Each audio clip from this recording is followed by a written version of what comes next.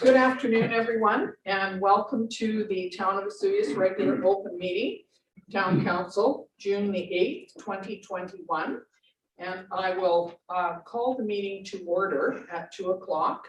And before I go any further, I'm just going to say that today I am wearing orange in recognition of the unmarked burial sites of 215 children found at the Kamloops Indian Residential School.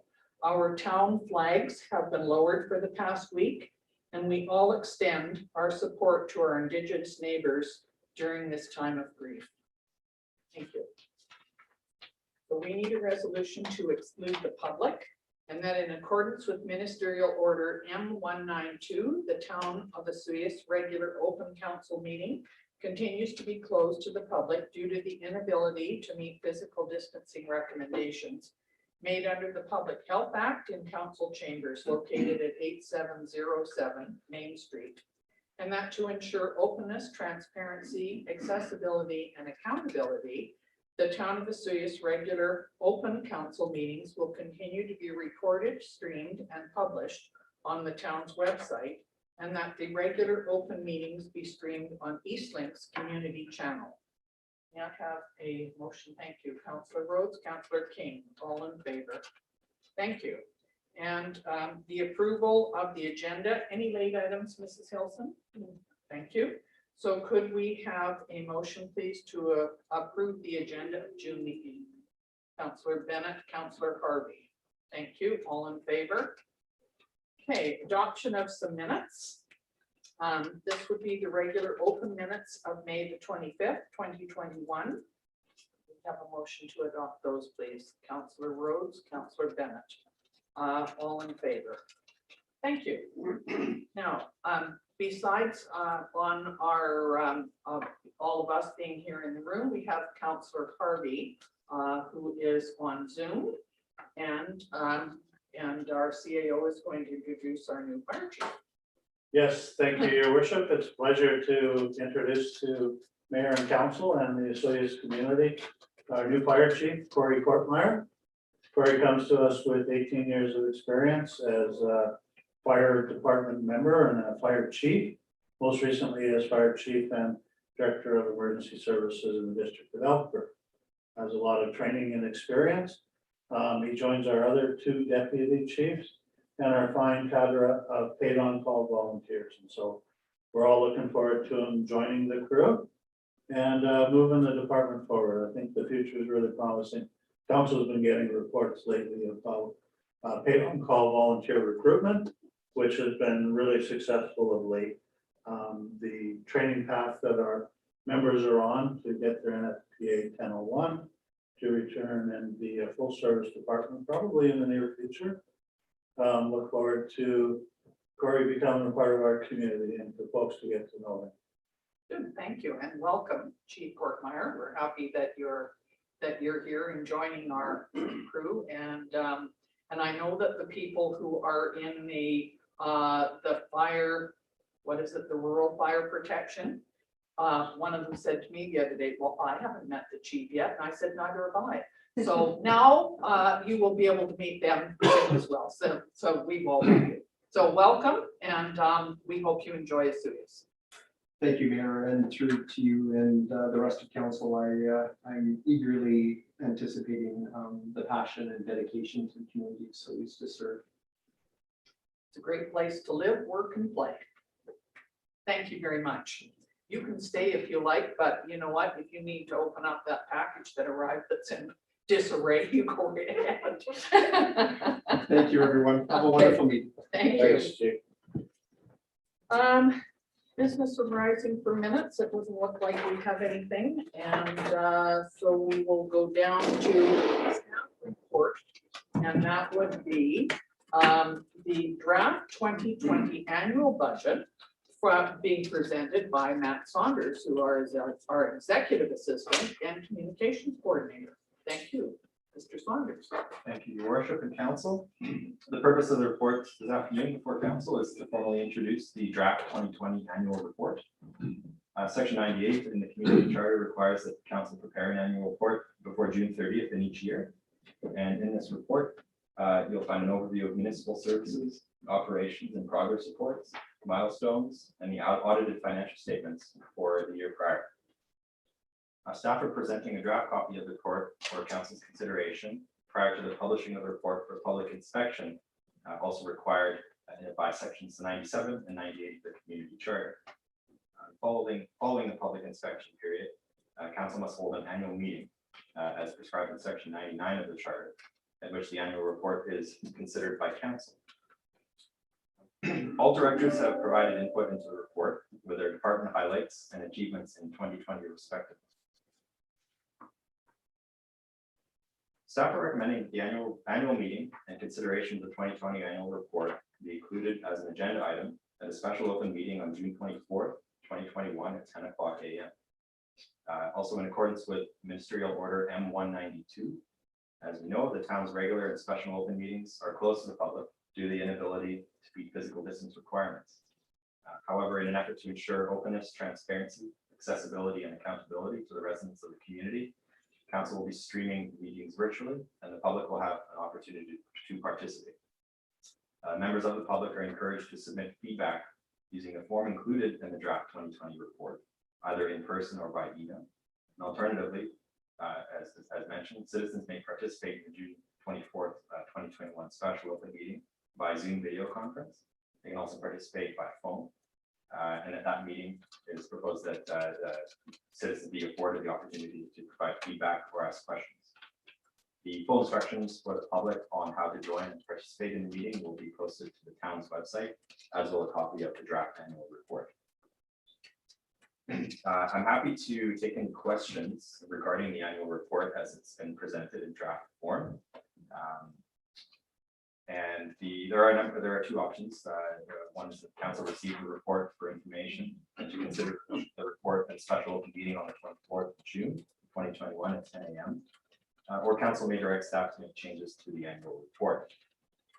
The staff recommendation is that the 2020 annual report be received, and the council directs staff to fulfill statutory requirements as prescribed in the community charter for public inspection and notice, and that the 2020 annual report be considered by council at a special open meeting to be held on June 24th, 2021 at 10 a.m. Thank you very much. And you have included the annual report here as well, so that council, are you comfortable with having this particular report presented on June the 24th? Would someone like to, you're moving that we receive it and that we fulfill the statutory requirements and that presented on the 24th? Good, all of that. You're seconding that? Good. Any questions, concerns? All in favor? Thank you very much. And so that will be presented at 10 a.m. I believe. Yes. And will you be putting that out on e-news as well? Is that considered? Yes, Your Worship, we will. We'll be posting it on our website, and we'll also be posting it out by e-news. And it's also going to be advertised in the newspaper for 2 consecutive issues. Good, thank you very much. That makes sense. Okay, so I hope you've all had a look at it. We've got till the 24th, so you're okay. Okay, thank you very much, Mr. Saunders. We appreciate that. All right, is that all that we need to do with that for now? Okay, good. And next we have a request for budget amendments and transfers from other governments. And Mr. Chabot, are you going to talk about? Certainly I will, Your Worship. This is a little bit of administrative housekeeping. Creates alignment between the amount of taxes collected for other agencies and government entities with our annual budget document. Doesn't require an amendment to the financial plan. But Mr. Zaka likes to have these things be consistent. It certainly helps with year end and with the annual financial statements if our documents reflect consistency. So the dollar amounts requisitioned and to be collected for various governmental agencies and organizations have deviated a little bit from the time in which council adopted the annual financial plan. And so this just corrects those amounts for the BC Assessment Authority, Municipal Finance Authority, Regional Hospital District, School District 53, the Regional District of Okanagan Snoqualmie, and the Sterile Insect Release Program reconciles them to actual. So the recommendation is that council approve the budget changes as referenced in table 1 of the report. Good, thank you. Is there someone who would like to move that? Councillor Rhodes, Councillor King? Then yes, absolutely. Any questions that anybody has? Thank Go you, ahead. ma'am. Councillor Only King. just curiosity here, when you collect it and then you pay it, and there's a couple with kind of a big amount, is that because there's more homes or more kids in the school? We don't set their tax rates, they do their own budget, and sometimes there's internal shifts, you know, things like the regional district can vary where regional assessment values can change between jurisdictions, and it's a function of the services that you participate in as well. Yeah, you know, I look at the school district collection has gone up significantly. That must be a function of their annual budget. So we're kind of at their mercy then, if they have to have a big increase, we're kind of stuck with it? Yeah, we're just a collection agency We- for them, we have no control over their requisition, and that's why in our financial plan, we don't set their rates, they tell us, well, here's how much money we need from the Soyuz taxpayers. And then we turn it into a rate that will raise the amount of money they requested. And I appreciate that because I've had a couple of my neighbors ask that they said the taxes seem to go up quite a bit. And then trying to explain it wasn't sort of the town's taxes stayed at around 3% or just under, it was the other components that made everybody's taxes go up, and that seemed to help them a little. Yeah, and each agency may treat how they account for change in assessed values vis-a-vis their tax increases, because if our assessed values are going up, we could keep our tax rates the same, we could tell people that there was no tax increase, but we collect a whole lot more money. Yeah. So we back out those changes before we apply an increase, and each one of these agencies will be doing it maybe a little bit differently. Okay. Okay, anybody else have any questions or concerns? Good, so we've had it moved and seconded to go with option 1. All in favor? Thank you, everybody.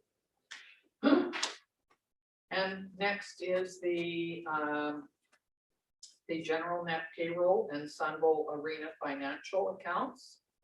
So to report on expenditures for accounts payable, general cash requirements, $285,377.76. Sunbowl cash requirements of $1,225.78.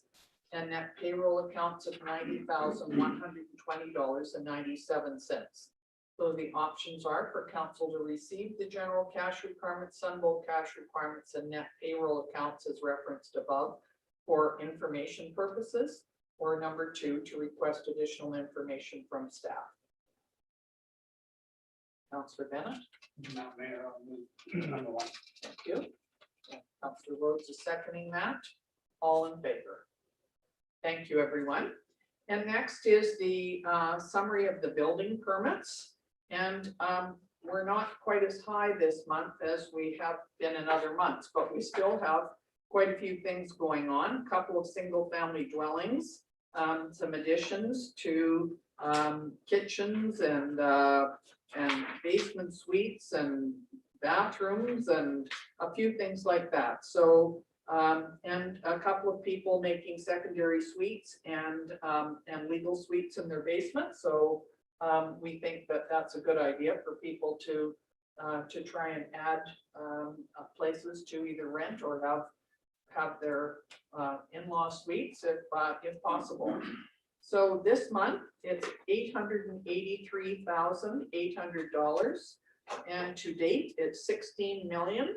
And to date, a year ago it was 5 million, just over 5. So we've had quite a lot of building and interesting things going on in our town.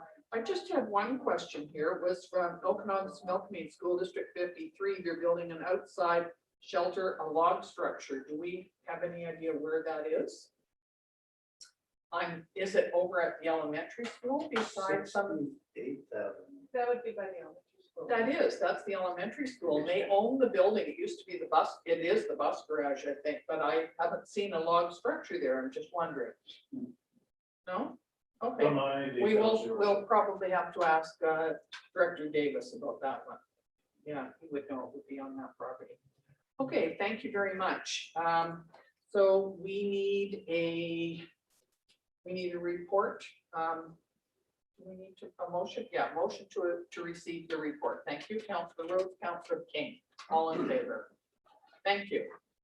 And next is no bylaws or anything. Well, review reports of committees and committee of the whole. So we have an accessibility and age-friendly committee meeting, minutes of May the 6th, a community services advisory committee meeting minutes of June the 1st, and the South Okanagan Aquatic Center Advisory Committee minutes of June the 2nd. Is there someone like to move the, that we accept those as for information, please? Councillor King, Councillor Rhodes, Councillor King. I think you've been at all three of those. Would you like to speak to any of them? Touch base on just a couple of, which I Okay. believe are the highlights. Sure. Community Service Advisory Committee was held on June 1st. A couple of things that are possibly exciting is possibly a new scented garden. Mr. Davis has got a grant application ready to submit. The whole estimate for the project, if you took water fountains, the garden, everything's around $50,000. If we get part of it, I guess we'll do part of it. Hopefully we get it all, we'll do everything. And the other thing that is interest, but with the virus, it's a little hard to do. The beach volleyball is requested a start time in June, and they're working out how they could do that or possibly move it a couple weeks later and still be able to have volleyball this summer, depending on what the government has to say. The other one, which Councillor Bennett and myself attended, was the South Okanagan Aqua Center on June 2nd. And I guess a couple of the things that people might want to hear is the evaluation criteria has been created, and it's the site characteristics, site development costs, planning objectives, and economic impact. And then each criteria will be weighted to identify the site. Thank you very much. What about the accessibility and age friendly? Where you were also at that one? I was at that one. Yeah. That was one there actually anything- happened over a that's- month ago. And, Yeah. They're kind of similar topics, it looks like. well, I guess a couple of it is kind of working on the new swing for Kinsman Park. We finally finalized the right swing for Okay. people with a disability, and that should be going up. We're possibly doing some improvements at Lion Park. And also, I guess the other thing, down at the bottom of the stairs there at Leech and Beak, it's about an 18-foot step, and it's even hard for the average person to use it. And since we turned down the big new development there, we're looking at somehow maybe we could put about a stand or gravel in there and bring that stand up, so it's just a normal step of a foot. Because even ourselves, it's a pretty big step, so Mr. Davis is talking to the works yard to see if he can do something there, which would greatly improve that site. Good. Well, thank you. You've been busy going through all these meetings. And Councillor Bennett and I were also at the pool, the aquatic center meeting that has been scheduled, and we're doing those once a month. Okay, thank you very much. Have we got those accepted? We didn't. Do we have a mover and a seconder? Yes, we did. I thought so. All in favor? Thank you very much. And next is the report of the Chief Administrative Officer. The moment we've all been waiting for you. Thanks very much. I'll mention a few things for myself and for some of our operating departments that I think council might be interested in. I was requested to meet with representatives of the Wine Country Racing Association. And they're concerned about future developments and infrastructure improvements at the Osoyoos Airstrip, perhaps negatively impacting their future and continued use and access of the site for events. There are no plans to do things above ground. There's apron taxiway improvements. There's some tie down areas. But of course, they've heard about plans and potentials for fueling station, maybe a small terminal building, maybe some hangars. They just want us not to forget about them. I do know that the head of the Wine Country Racing Association is also a member of the Soyuz Airport Development Society. So he knows well of those plans, and I think they just wanted to be assured. Their spring racing season is now passed. They're hoping that they could have some events in September. And the way things are being opened up, that is a possibility. They weren't gonna do a small event just for cars and drivers because they knew that that would attract a crowd, that the community would see race cars in the community be heading out there. So they wanted to avoid that, but they're optimistic that they can get back and hold a couple of events this year. And another note, Mr. Davis and I met with the representatives of the Desert Park Exhibition Society to again discuss terms for a renewed license of occupation for Desert Park and a way to go about the necessary infrastructure renewal to replace the services to the RV sites that the revenues help fund their operation and continued existence, and ways in which the town could be repaid for the upfront capital cost for some of that. We're getting close. We hope that they can come and present a business plan and an approach and term for a new agreement, probably to a committee of the whole within the next month or so. Okay. So you can expect to see that. There are some online meetings of the Resort Community Collaborative, which is a group that predated the Resort Municipality Initiative 14 communities, but now it's distilled down to those 14. They have an annual spring meeting. Typically it's in person. It was held online this year. It's facilitated by the Whistler Center for Sustainability, attended by senior Ministry of Tourism and Municipal Affairs officials and staff representatives from the 14 resort communities. And so those meetings were last week online. In community services, immunization clinics continue at the Sonora Community Center. I'm told that it's on Mondays and Wednesdays, and there's other talk about perhaps mobile vaccination clinic and maybe mass vaccination clinic as well in the community later this month. So we continue to ramp up on that. People can find information about registering for COVID vaccine if they haven't at interiorhealth.ca. The planning for summer day camps, Cactus Kids Day Camp, Tykes Day Camp. People can find information online. The registration would start on June 15th. Priority being given to children of Osoyoos and Area A residents for those. Oh, and we're looking for camp leaders as well. We've had some difficulty in filling some of the summer student positions, both in our operations and our leisure services side. So if people are looking for a summer job and a great opportunity, they'll find information on our website. So okay. Thanks, man. Some new adaptive equipment was received for the weight room, improves the accessibility of that facility for folks. All of the various meetings of the community service groups were noted. In the world of corporate services, the corporate officer along with director of operational services renewed the lease for the day use boat trailer parking lot on Spartan above the marina. At present, the landowner only wants to entertain an annual lease, and it's for a 4-month period. We've expanded the season a little bit for an additional month. So it's available for folks to use June, July, August, and September. I think we noted at the last meeting, your worship, that you indicated to representatives of the owner that if it was available, the town might be interested in purchasing that property. It would be nice to secure that parking space, because when the marina is busy, and particularly salmon fishing season, there's a lot of vehicles and trailers needing a place to park. Deputy corporate officer, no longer the deputy corporate officer. We announced internally to the staff, but not via media release, that Brianne Hilson was promoted to the position of corporate officer effective the 1st of June. Brianne's been an employee of the town of Osoyoos for 17 years now and worked as a deputy corporate officer since 2017. 50. Oh, time flies when you're having fun. But anyway, congratulations are extended to Brianne. It's well deserved. Brianne and our executive assistant communications coordinator participated in some emergency public information officer refresher training put on by the regional district of Okanagan. Kind of getting prepared for potentially a busy season with respect to wildfires.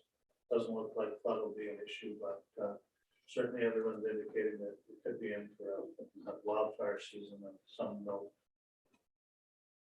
Town hall is open now from 9 a.m. until 4 p.m. Monday to Friday, not including statutory holidays, until after the tax due date, which is July the 2nd at 4 p.m. this year.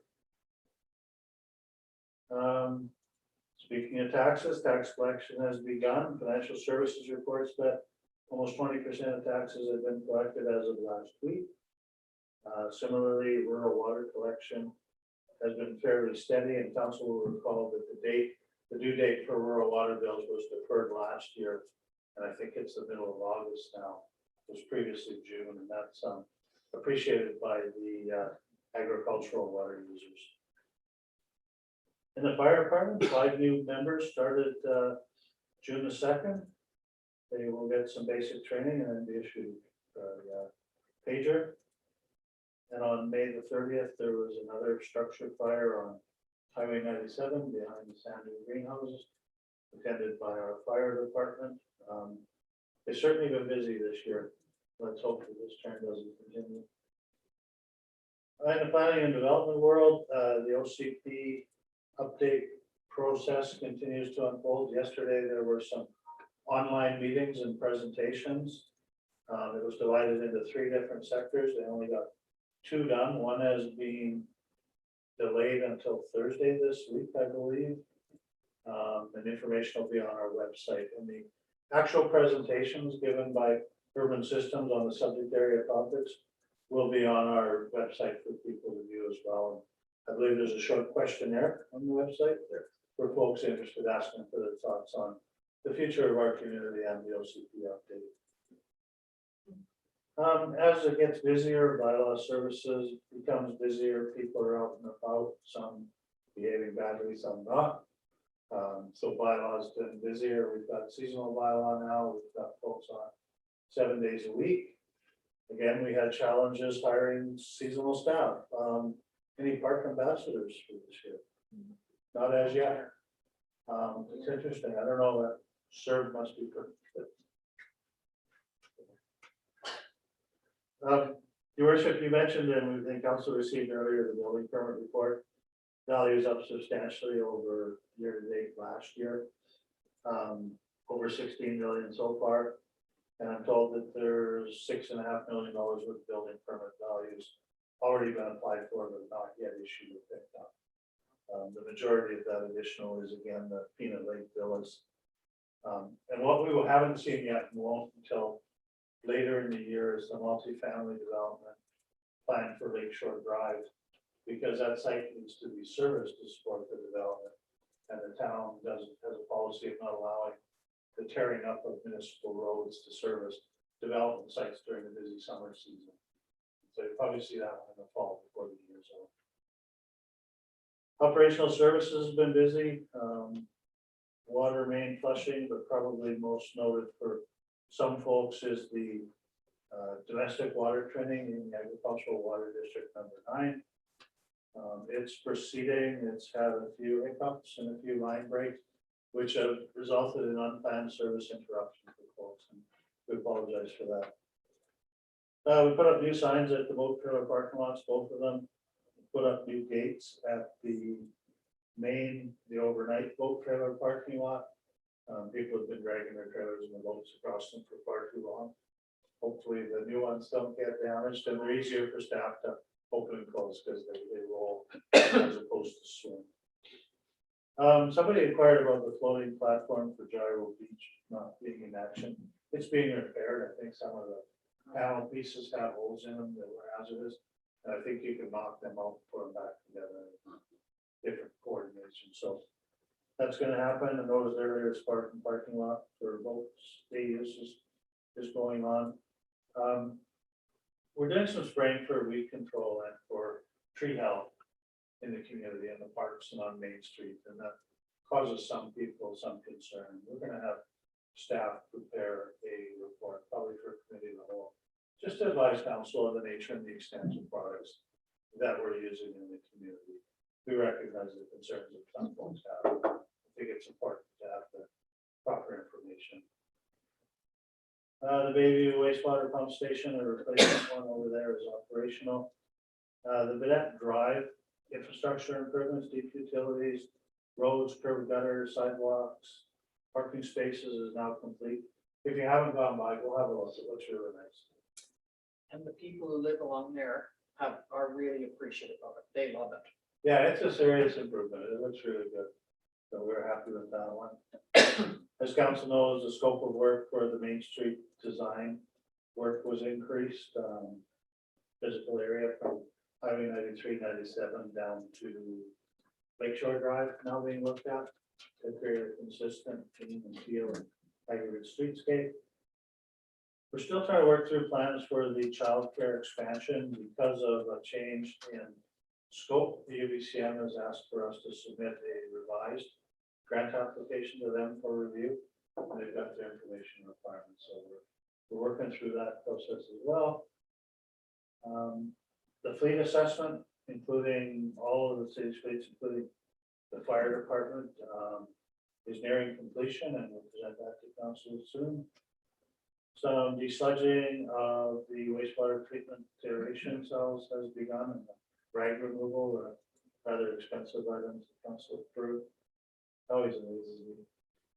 And then we're working on reconfiguring some improvements at Legion Beach, and we'll approach the province and see if they will let us repurpose the tourism dependent communities grants that we got before we tell them that we're not proceeding with the project they've approved. We'd like to be able to say, well, here's what we could do on the alternative. What do you think? And that's it. Thank Sorry. you very much. No, that's all right. That's a very good plan. Councillor Harvey, you had a question? Yes, thank you. Thank you, Mr. Chabot. I have a question about the pedestrian area on 85th. And I don't go by all the time, but every time I have gone by midday, it's not very well used. And an observation for me is there's no shade, which would discourage me from sitting in the hot sun that we've had in the past week and certainly through the rest of the summer. And so I'm just wondering if there's any way to address that. Is there any budget left from the what was approved for that project? Am I misreading it? And in fact, it's swamped and I just never see it. Your worship, as I've gone by, I've noticed it being utilized less than I wish. Certainly most of the comments have been positive. There are 3 small umbrellas on the tables there, but that serves only a limited number of people. You know how useful those things are. You got to be in the sweet spot of it, or it doesn't give you any shade. I can ask staff if there's anything they can do. Keep in mind, this is a pop-up park, a trial run. If we were to go and this were to become a more permanent, we'd probably purchase and install some proper shade sail structures that would increase the area. Probably put some misters there as well, because we haven't had the real hot weather yet, but when we do, it's going to be blistering in that area. Yeah, you're right. So I'll ask about that.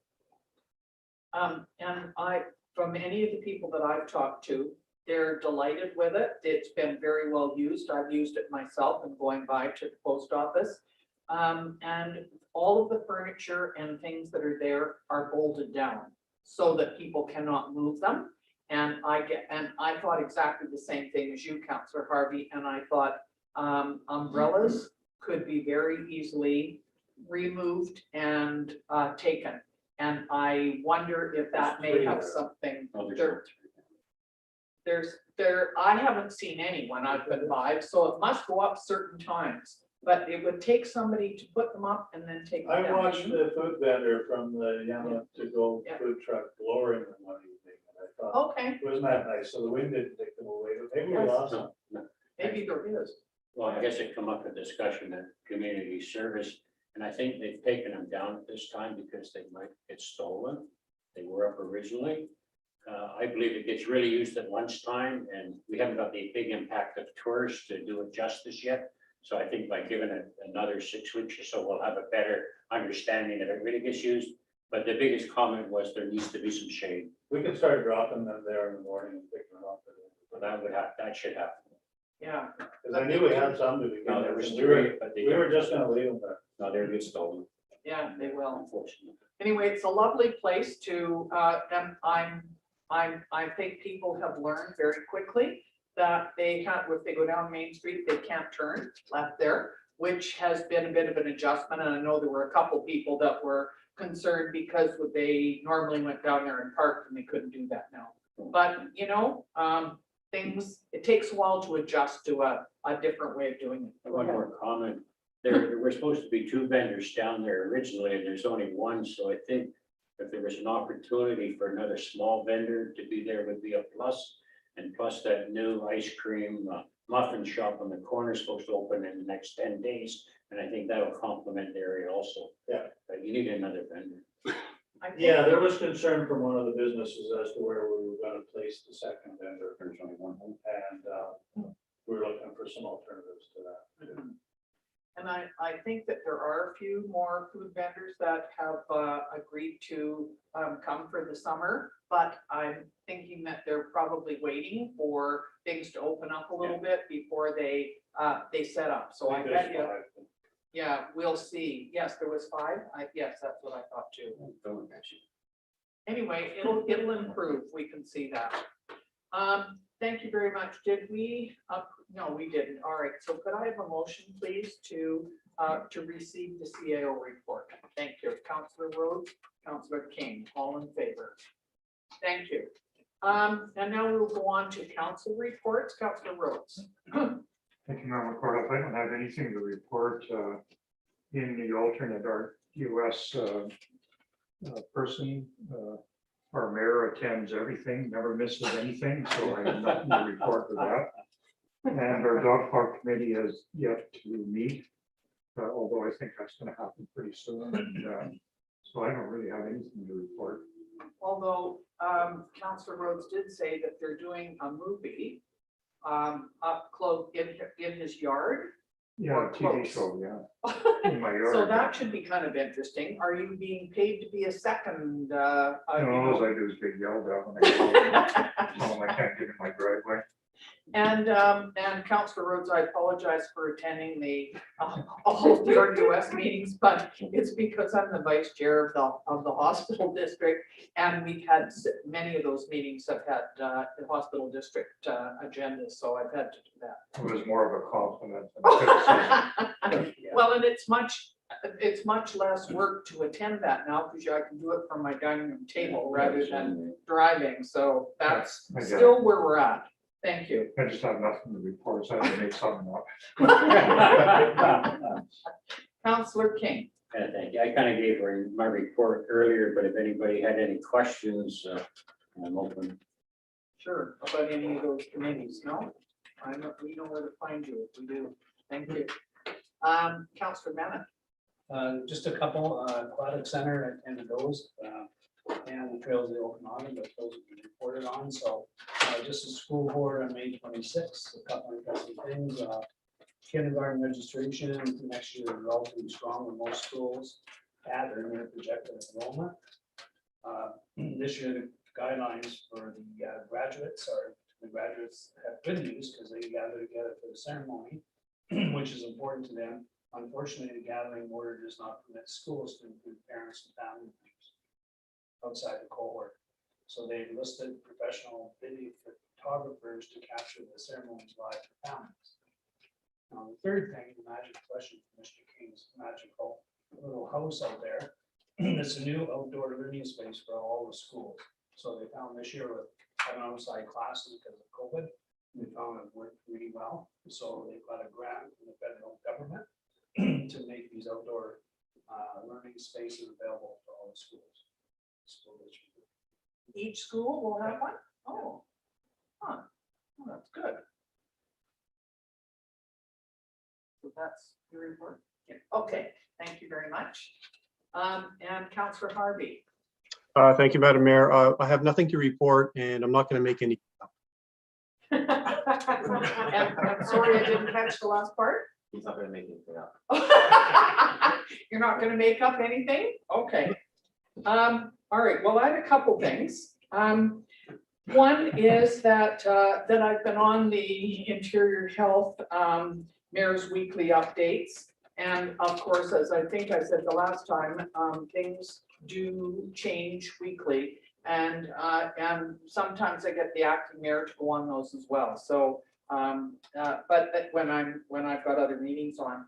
However, I can tell you from the last one that the doctor that was on there said to continue to be careful of social interacting. Like, you know, people say, oh, it's fine, we can get back together, we can do what we want, I'm double vaccinated.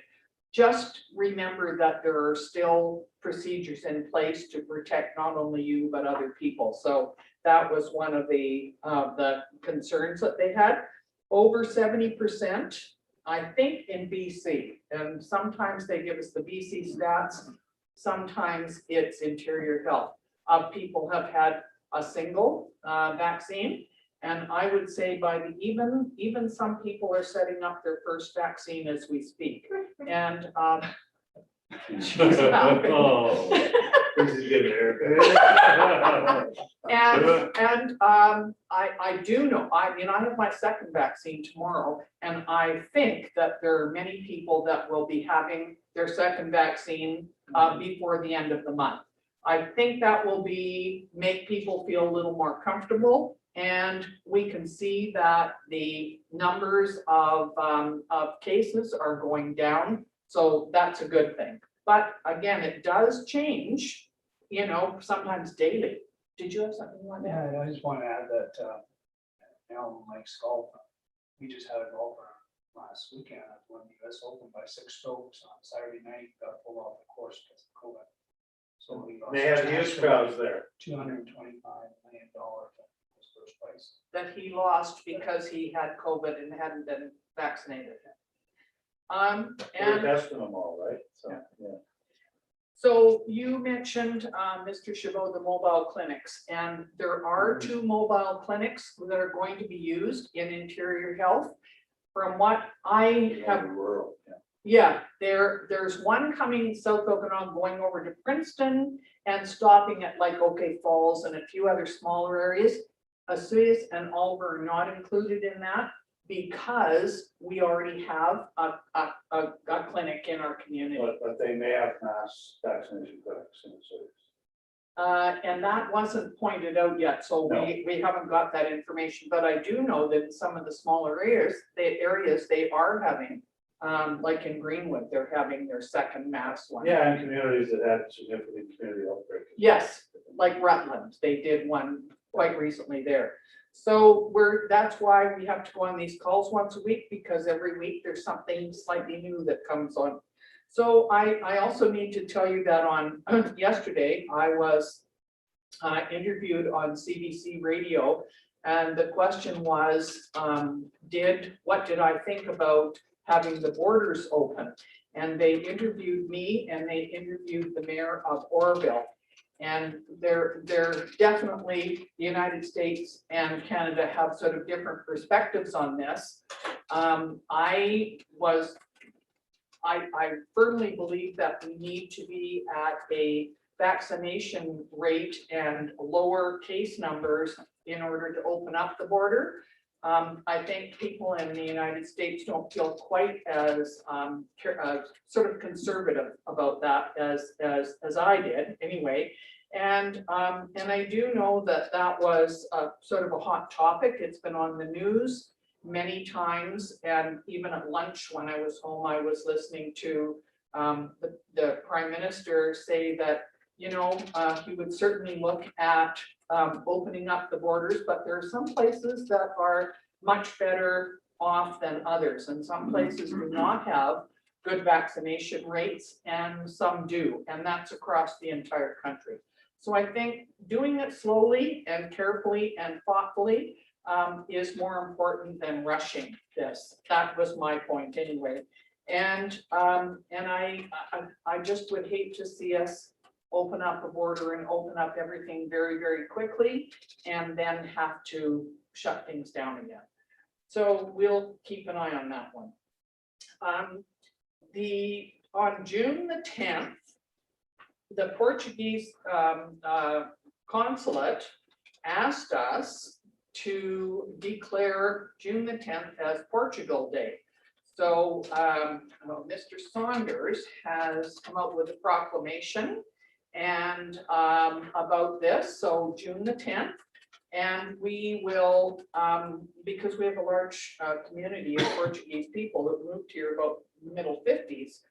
And I phoned Louisa Carvalho, who found us a Portuguese flag. And Mr. Saunders has arranged to have it on the flagpole on Thursday for June the 10th. So if you see the flag of Portugal up there, that's why. It's a Portuguese celebration day. And the other thing I wanted to tell you was that the Osoyoos Festival Society, not being able to put on fireworks this year or have a parade or all the vendors and music down at Gyro, have come up with a couple of suggestions about what they're doing. They're having a great deal of fun with this. And one of the things is that people are being encouraged to decorate their homes and with the Canada Day theme, and decorate businesses. And there will be 10 awards given out, 5 best homes, 5 best businesses, and they are $100 worth of local certificates. And if you win, then somebody from the Festival Society will come over and present you with, we went through, because I'm on the committee, we went through 10 different businesses that have been very supportive of the town, and we're buying $100 gift certificates from them. That will be on Bounce Radio. Rock Jackson has got that on several times. It'll be in the newspaper, and we will certainly make that available to the town to put on. So watch for that. And then there are a couple of other things that we're not sort of advertising right now, but there will be some fun, because we want people to have fun on July the 1st, but do it safely and carefully, and hopefully we have good weather. So that's my report for today, and I think that if we have nothing else on the agenda, I will ask for the meeting to be terminated, please. Okay, I'm picking 2. Councillor Harvey, Councillor Bennett, all in favor. You guys always do this to me. Thank